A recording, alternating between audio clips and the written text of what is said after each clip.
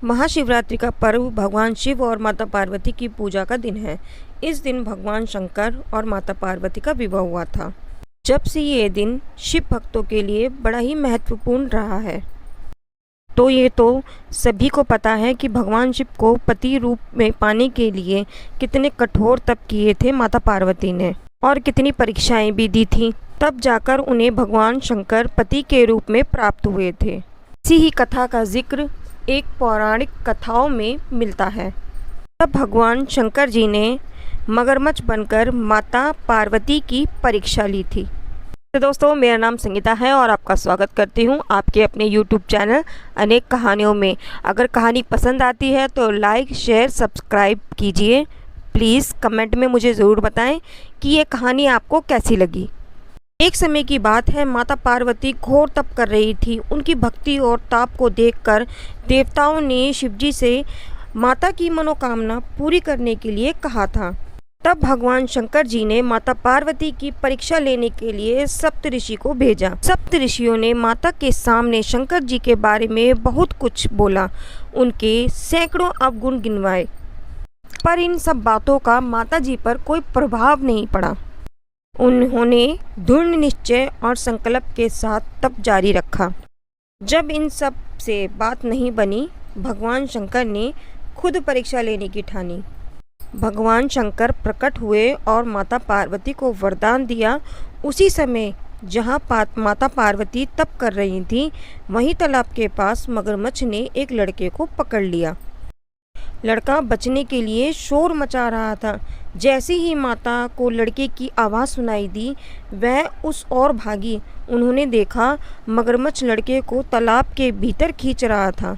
ही लड़के ने माता को देखा और लड़के ने देवी से कहा, मेरी ना तो माँ है, ना बाप है, ना कोई मित्र है। माता, आप मेरी रक्षा करें। तब पार्वती ने कहा, हे ग्रह, इस लड़के को छोड़ दो।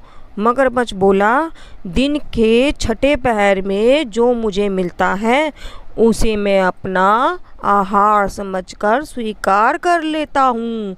मेरा ये नियम है। ब्रह्मदेव ने दिन के छठे पहर में इस लड़के को भेजा है, मैं इसे क्यों छोड़ दूँ। फिर दोस्तों, माता पार्वती ने विनती की कि तुम इसे छोड़ दो, बदले में तुम्हें जो चाहिए वे मुझसे कहो।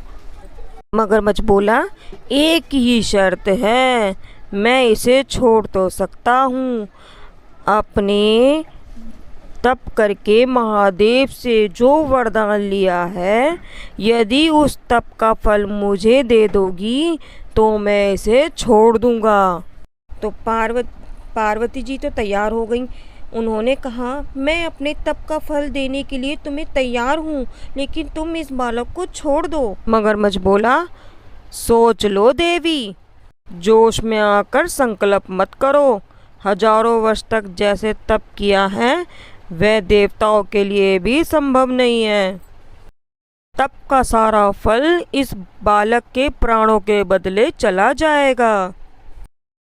माता पार्वती कहती है, मेरा निश्चय पक्का है, मैं तुम्हें अपने तप का फल देती हूँ, तुम इसका जीवन दे दो।